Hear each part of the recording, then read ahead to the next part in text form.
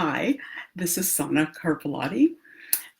Today we're going to talk about um, how we can unwittingly and deepen and prolong our stress, thereby adding another layer of stress upon the hurt that we experienced or that we identified as a stress.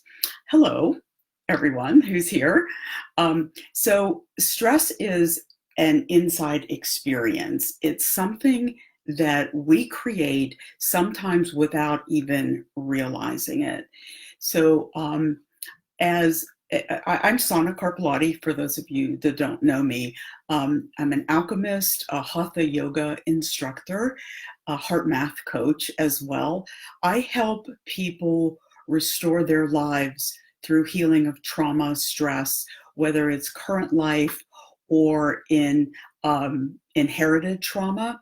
I work privately. I lead classes, retreats, offer audio programs and high quality nutritional systems to help reduce anxiety, improve sleep, and also improve digestion, because digestion goes hand in hand with stress and anxiety. So I will be setting a retreat here in the Pittsburgh area in fall of 2019. So look for that event being posted. So you can contact me through my website at any time. It's lifechangingenergytherapies.com. Okay, so what we know, and we have all known, is that living is stressful, and it always has been since the beginning of time. So anything and everything can be identified as a stress. We observe that it varies from person to person, and sometimes even day to day, depending on our mood or how we're feeling or how much stress we're carrying. So what is stressful to you? Okay, obviously, it's something that hurts, something that we don't like. It makes us feel uncomfortable or we feel bad. So it's basically unpleasant, sometimes unexpected. Sometimes there's body pain or emotional pain. So we have this initial reaction that is connected to the event. Let's say that a coworker does something that's inappropriate. Okay, so there's that event and you have a reaction to it. So keep in mind that you also have an accumulation of stress that you're already carrying into the event whenever this next thing occurs. And we also have predetermined ways of coping with any life event that occurs. Some are healthy and some aren't. So at the time of the event, okay, you might notice, okay, and there's any unlimited ways of responding to an event that we perceive to be stressful. An example is, okay, we might feel anger or heat or tension. Maybe we can't breathe. We feel scared. We get stuck or entrapped or overwhelmed in some way. Maybe you lash out or maybe you withdraw, but we typically establish a pattern of relating to certain events or certain people that may cause stress in our lives.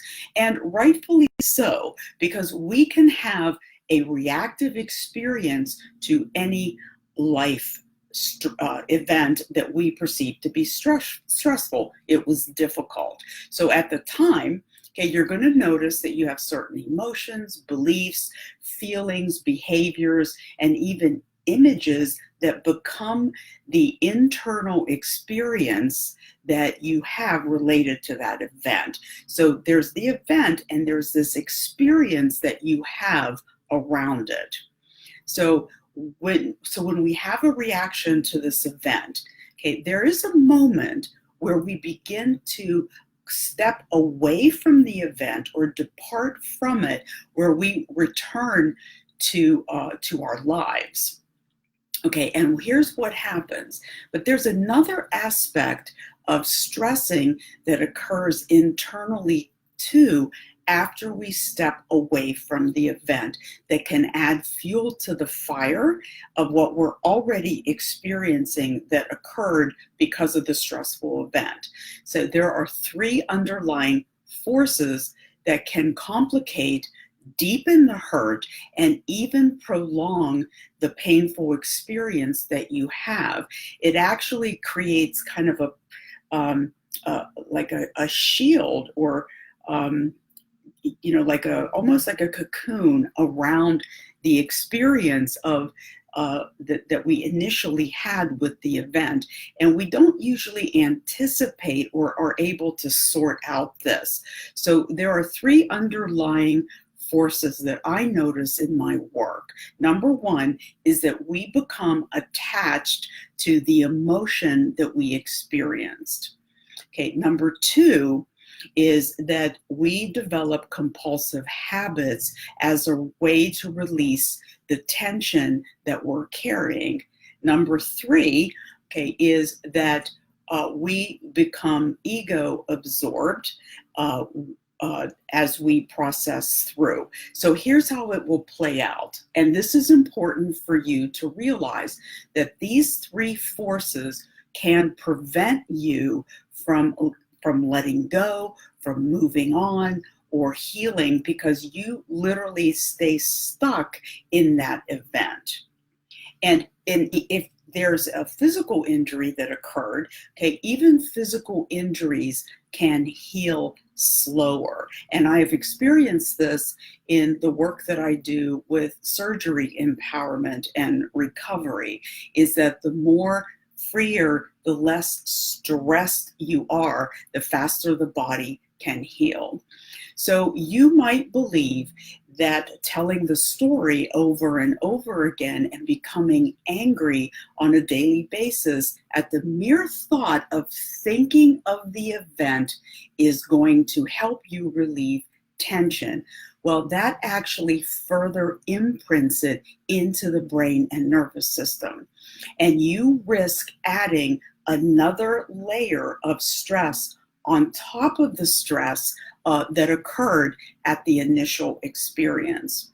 Okay, so the engagement of these forces sets in motion a destruction that will continue to imprint more pain and hurt into the existing stress, thereby like even broadening and delaying the healing and the relief, and then you remain hurt. Okay, so a couple examples is that you might slip into a victim mentality, or feel invested in the pain in some way, or develop a demanding self-righteousness, or have constant outbursts of anger. So in your mind, you're thinking, well, this is helpful to me and I don't have a choice. But what you don't realize is that those types of reactions actually deepen the pain into the nervous system and the brain of the body. So let's say that you experienced a betrayal in a partnership. Okay, so with these three forces engaged, here's how it might play out. Okay, you might become very egoic and self-centered by fixating on what the individual did to you. How could he do that to me? How dare him? This is me. I was perfect for him. Okay, you might tell stories about him, or isolate and resist invitations to go out with friends. It brings attention to you for the event. Okay, you might also find yourself attached to being angry and repeat actions such as stalking his Facebook page to stir up heat within yourself.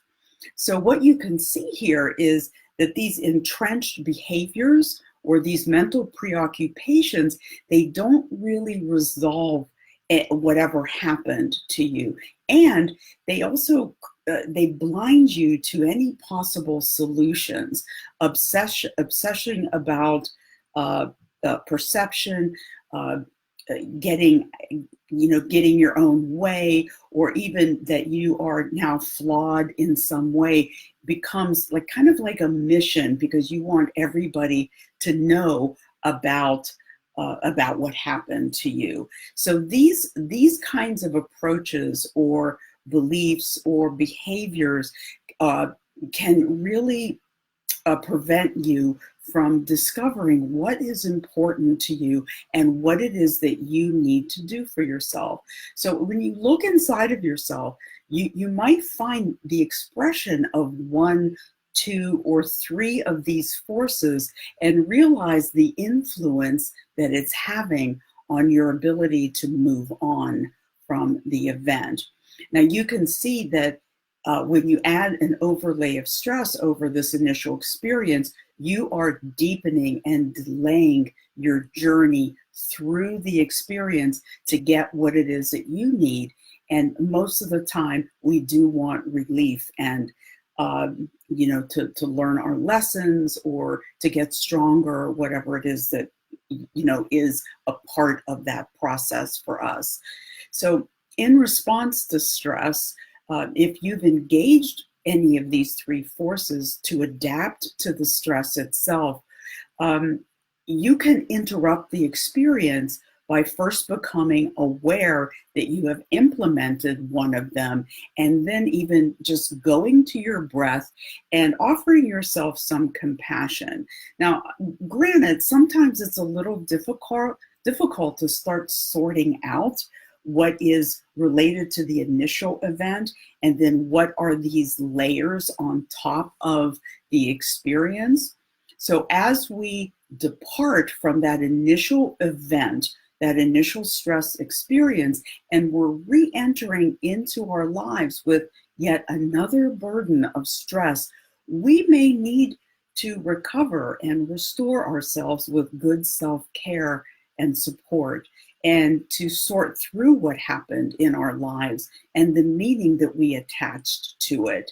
We might also realize that we need to make some changes or discover new ways of coping and understanding the value of the event. So when we stay engaged with these three forces, then we miss out on this opportunity to grow from the stress that we experience, because none of us will ever live a stress-free life.